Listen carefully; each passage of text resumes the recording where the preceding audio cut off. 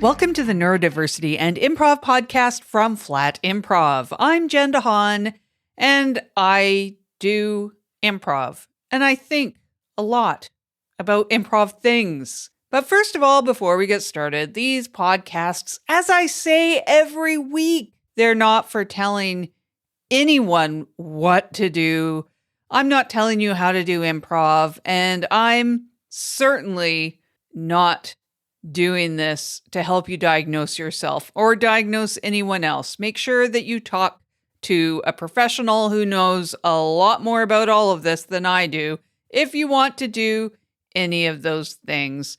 I'm just doing this to help you out with some improv, to make sure that you feel that you're not alone, because you're not, and to help encourage classes and teams and all other improvisers to just be more inclusive and understanding about the people that they are doing improv with. We're just big improv nerds being improv nerds. So let's get started. Let's talk about some improv, or I'll talk at you about improv.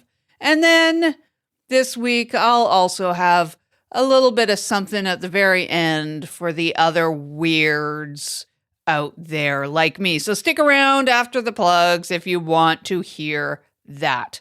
So this episode, we're going to explore mental imagery and improv, how it pertains to memory and recall in scenes and sets. So mental imagery, it's essentially like a visual imagination. It's really any visual representation that you can bring up or recall in your mind about the past, an object, or if you can just conjure up anything random by just thinking about it. For example, if it was like, I want to think of a woman, this might not be a woman that I've met or a woman that I have, seen on TV or anything like that. It might just be a completely fictional thing that I bring up in my mind. So that is what we're talking about. Mental imagery. It could be fictional. It could be real, as in something that you have seen or experienced. And mental imagery, it exists on a spectrum from none at all, and this is called aphantasia, to extremely vivid, and this is called hyperphantasia. About 2 to 3% of human beings are in each of these two categories, with everyone else somewhere in between those on the spectrum. Someone with hyperphantasia would be able to visually create or recall an object with a photorealistic degree of realism, and they might be able to see or experience other elements of the environment as well. So you might remember feelings, emotions, the humidity, the light, and all of the details of that particular object. Someone with aphantasia, so that's no visual mental imagery, has non-visual methods to recall the same information. So in other words, it's not considered to be some kind of intellectual impairment or disorder to not have visual imagery or to be weaker on the visual spectrum. Human beings are just using different tools that could be just as good or maybe even better for improv. I don't know, because I haven't experienced this and I haven't seen any information on this either. So it doesn't mean that we all don't have challenges with whatever unique variables were given in this particular category. Just to remind you, it's not considered to be an intellectual deficit or an improv deficit to not have mental imagery available to you. So hyperphantasia, which is the extremely vivid mental imagery, it's also not photographic memory, which a lot of people talk about. That is very short-term and highly precise visual recall of something you've seen. So hyperphantasia is not that. So I go into a lot more detail about what all of these things are and the overall hyperphantasic experience, what that's like, in episode 10 of this podcast. So if you want more information, go check out episode 10, and it's near the beginning. In this particular episode, I will focus a bit more about how mental imagery can be used in improv, specifically for information or memory recall. So in episode 10, I talked about some of the ways that you can use visual imagination or mental imagery in improv. One of the obvious ways that you use it is to help you set up a base reality. You might be in a location, I hope you're in some kind of location, and you would be describing some of the things that you see potentially, so you and your scene partner can get on the same page. You might use scene painting within a set or at the beginning of a set. You might actually look around and describe the things that you see for that same reason, helping everybody get on the same page. You can also use it for character development. You might see what your character looks like and let that inform who your character is or understand their point of view, maybe even. You will potentially see what your scene partners describe as well. They might add something to the scene and then you can see that. And seeing these things help me remember them, which is something that we'll talk about in more detail in this episode. For example, I can still remember some of the scenes that were particularly strong visually months and even years later. Now, I did use this technique, hyperphantasia in my case, outside of improv for many years to help me remember things, to help me memorize things as well. And developing that skill might be why I find that it's very useful in improv as well. This might be a built-up muscle. I'm not too sure. So I'll describe that in case it is something that I developed that might be something that you choose to develop or something that you notice that you already have developed. And then using that might help you utilize it in improv a little bit more. All right, so mental imagery and detail recall. This is an area that has some science. There's been research in this. So, what is it? Particularly strong mental imagery has a quite a notable impact in the ability for someone like you to time travel mentally. So, what on earth does that mean? That means you have a strong ability to remember the past or construct things that may occur in the future through your visual imagery, by how strong you can conjure those mental images in your mind. People that have a very strong mental imagery ability, they perceive more details about those constructed or reconstructed environments in their mind. So they can recall and provide those details because of the particularly vivid mental images that they can bring up. So there isn't much scientific study on the future event construction, but there is research available on that past recall, and I will put links to that in the show notes. So the evidence shows that people with this ability can provide richer descriptions of what they call flashbulb memories, of these powerful autobiographical memories. So if you do improv, teachers might call this flash memory. So if you have strong mental imagery, you might be very good at flash memory.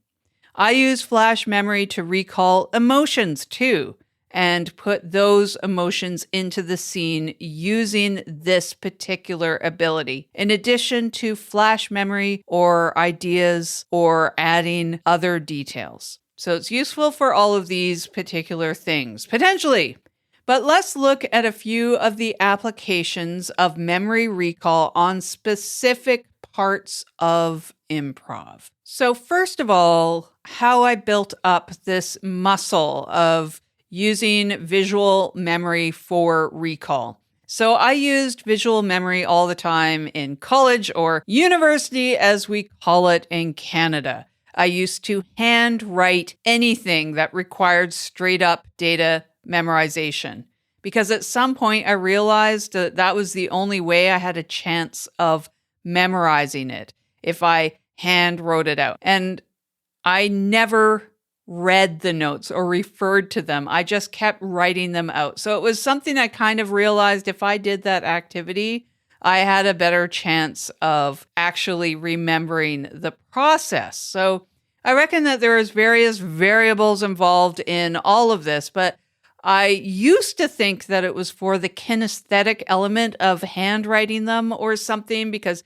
I knew it wasn't anything else. It wasn't me kind of memorizing it by actually looking at it or something. I knew that there was something else involved. But what I finally noticed is that I started doing this for my choreo notes for teaching dance fitness, which I also kind of had to memorize, and that I would visually return to the time that I was writing it in the room that I wrote them. And it was that experience, the actual experience of writing them, that helped me kind of remember the piece of paper, the paper that I was writing it on, and what that looked like. And I went back to the room, and that triggered the memory somehow, the memory of the information. So it wasn't a photographic thing. Like, I could see the room, I could see the paper, but I wasn't reading it. I only had kind of a vague recall of the words, but I relied on the visual experience to help with that recall. So it wasn't kinesthetic, I wasn't photographic memory, and it's not the same thing, but it was something about placing me back to the time that I was dealing with that information.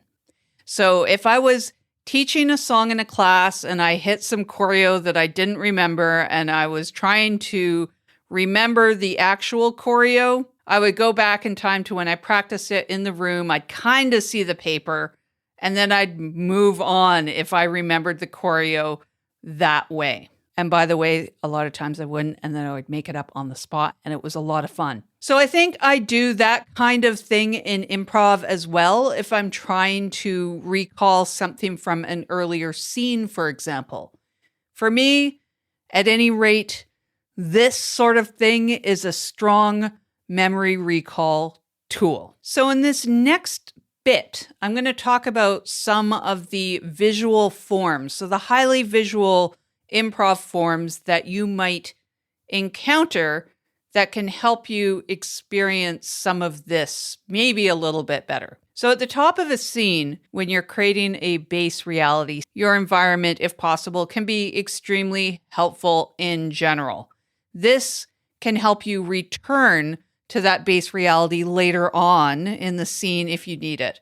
So remembering that base reality setting, all of those visuals later in the set, it might help you return to a game. It might help you rest a game, or, go to the environment while you are not hitting the game, whatever you want to call that, and so on. This is just a good practice in general, of course, to know who you are and where you are, what you're doing, if you want to get really basic about it. But sometimes I'll set up a little bit more of a visual at the top of the scene if I know that I'll need to do something later with it or return there for sure. This can, for example, be really useful if you're going to do a second beat where you need to create an analogous scene to that visual that sort of mirrors the first beat. But I'll talk more about that in a future episode. But for now, certain forms are perfect for creating a very highly visual environment. Forms that you do this in are like macroscenes or monoscenes or close quarters. Monoscenes are particularly strong because you are staying in that same environment. So you definitely want to know where you are and what it looks like and what's in that environment so you can maybe play with those things or refer to them. You want a very strong visual setup.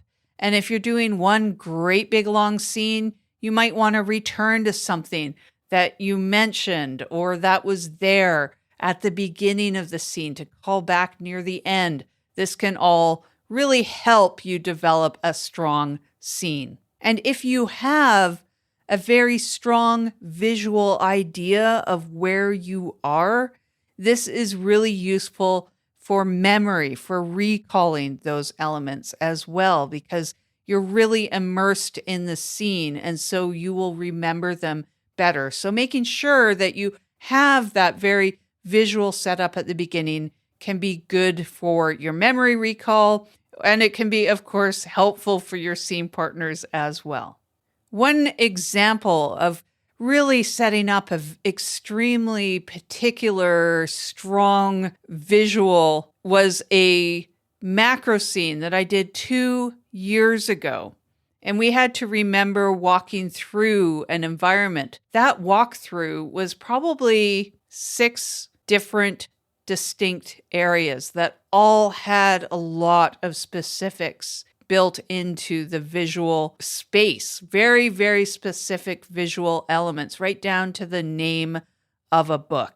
And walking through this environment was almost like a drone flying through this great big mansion. And all of those elements I can recall quite easily 2 years from the taping of this particular episode. If you get really strong visuals, and it can make a very strong set, but it can also stick with you for a pretty long period of time, memory-wise, for recall. So that can, of course, help you in the evening that you're actually doing it, of course. So in general, this technique of just really adding those details and seeing them as you are in the scene can help you go back to earlier in the set and recall something very specific.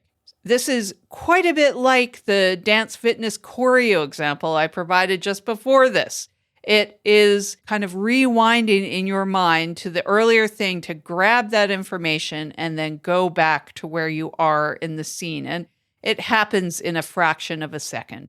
But it can be very, very helpful for memory recall. And it happens much better the stronger of the visual space, the environment that you make for at least yourself, but also, of course, out loud to your scene partner as well. But I'll say that a lot of these visual elements I will create for myself. I won't necessarily say them out loud, but it is something that I see. And the more things that you and your scene partner put into the scene through dialogue, of course, help enhance this environment. But a lot of it, I will mention, it will be just something that you have yourself in your mind. The stronger you can do that, the better that you can recall it later. And I'll quickly also mention that choreo example that I gave earlier for memorizing my choreo, it's the same feeling sensation to me mentally. So I figure it's the same in improv. I'll talk a little bit here about remembering names. Now, this dives into a little bit of an oddity for me. So names, very verbal. I mean, you're not going to remember somebody's name by looking at them necessarily in your mental imagery. That's not going to help you. And we all have our tools, like I said. Like, I still think the best way is to just say the name a few times. That usually is enough to work for me.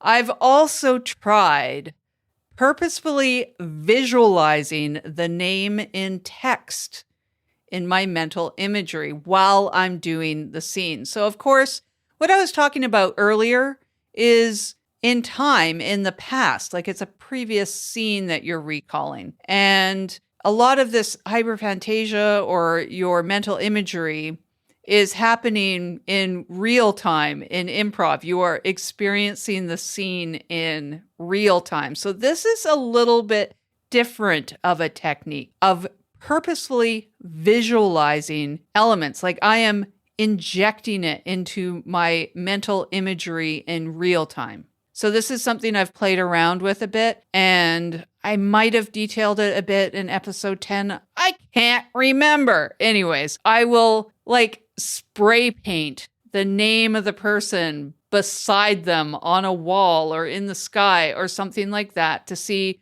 if me putting that visual thing is something that I can then recall later. And I haven't found it to be particularly successful. However, in one scene, once, this is not a frequent thing, but once I noticed my brain automatically putting the name in the visuals for me. I didn't try to do that. It just happened. And it was one scene a long time ago, and I still remember the name Kyle.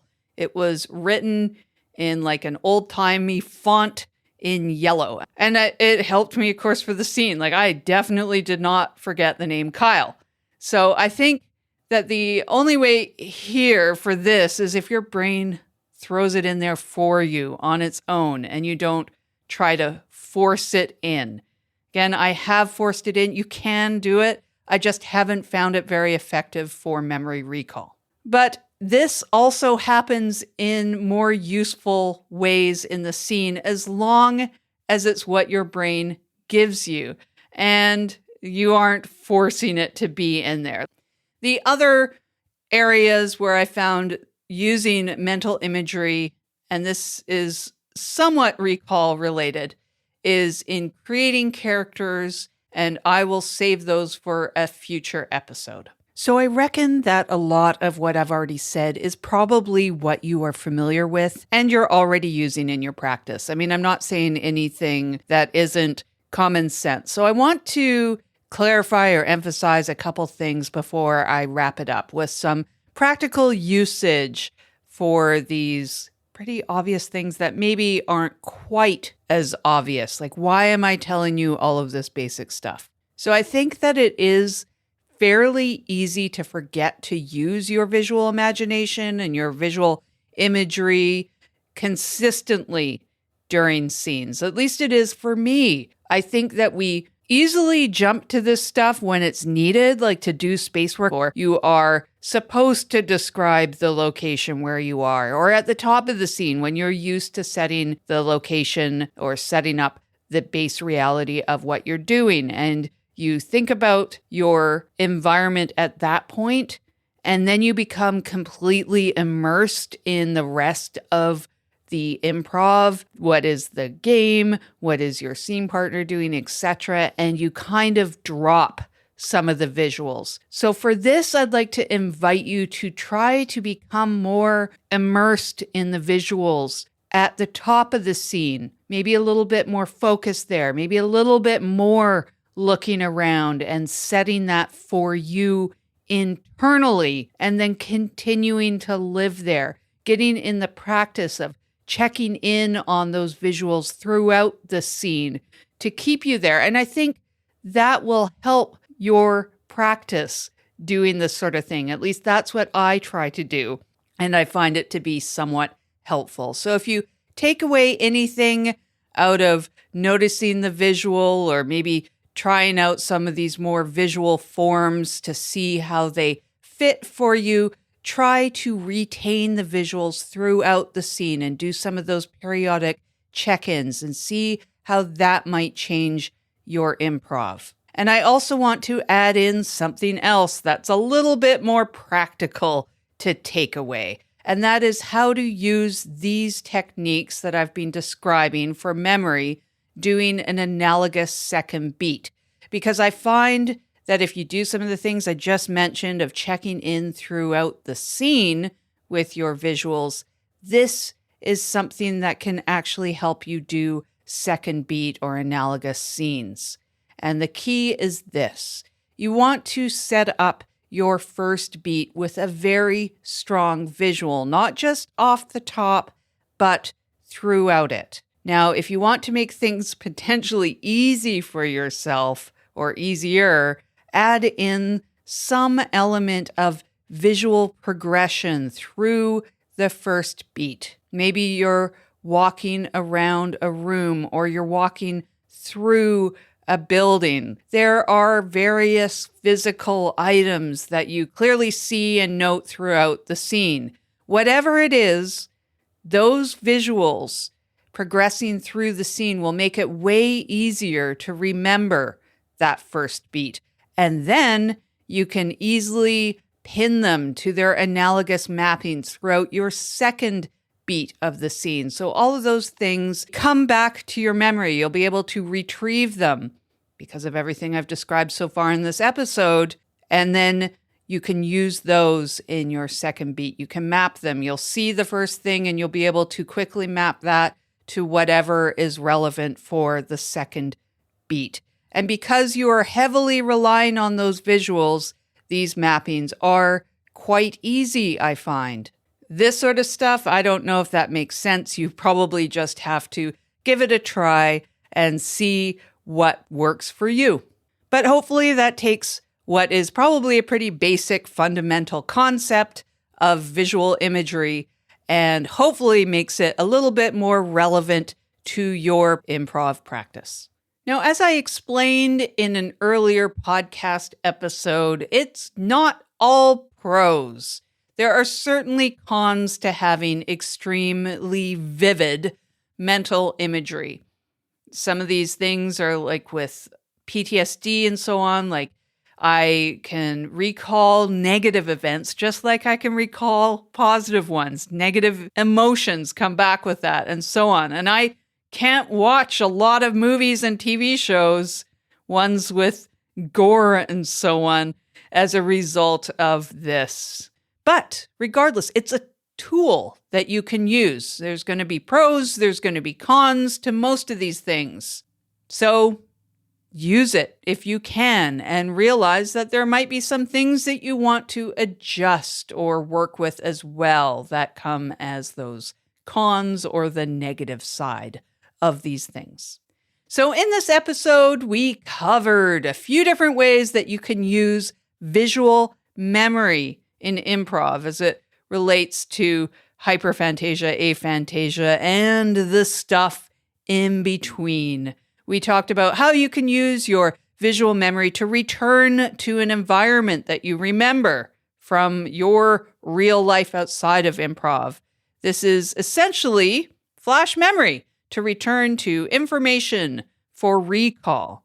And you might use this to add things to the scene or help you remember an emotion that you want to use in a scene and so on. And of course, you're using these visual memory elements to maybe form the environment that you see as part of the scene and creating this very strong visual scene for you to play within seems to be something that can be strongly retained if you have these particularly vivid visuals built up. But even if not, you can play with your visual memory and see how much you can get out of it in your improv practice. You might want to try playing with this technique or with this way of recall in improv forms that are particularly visually forward, like monoscenes or macroscenes or close quarters. These are all good forms that are highly visual that you can use to practice using some of these recall techniques. And just see what pops up for you.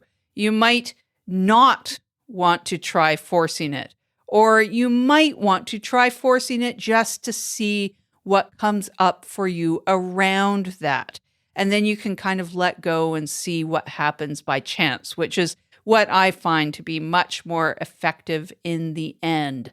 This is the Kyle example that I provided earlier. See what your brain automatically serves up for you in the moment. And you might be able to adjust that a little bit. Play around with it and see what your brain does. And remember, I'm not saying that this is all positives, and if you don't have this, you can't do improvs. There are gotchas that come with strong visual minds, and minds that don't have visual imagery at all are just as fast and great at improv. So since it's wired in and it's what you have, whichever one it is, see what's useful for you in some kind of application in improv. And please share what you experience in the comments. This podcast does have a page on Substack with a comment thing at the bottom. So please feel free to use that and add your experience in there because it will be really helpful for other people who are listening as well. So just another reminder about this podcast. I'll be doing podcasts every second week and written articles the weeks that there aren't podcasts. So if you subscribe to this podcast and not the Substack, you might be wondering where's the other episodes? They're actually written out articles on this same subject. So visit the Substack if you want to see the written articles, and give me feedback about what you want to see. Do you find one of them more useful than the other? Just let me know what you're looking for, because I'm listening. And as for plugs, I have classes at World's Greatest Improv School, which is at wgimprovschool.com. It's a great school, so go look at the website. I have a character class coming up in April that's up on the site right now. I also have a website at flatimprov.com. And finally, for the weirds. It was Weird Pride Day this week on March 4th, so happy day to all of us. No matter when you're listening to this, even if it's, way in the future somewhere. So, my improv friends, I just want to let you know on this week of Weird Pride Day that you are not alone. You have company here in improv. We are your scene partners too, your teammates, your teachers, and your coaches. So come and find us.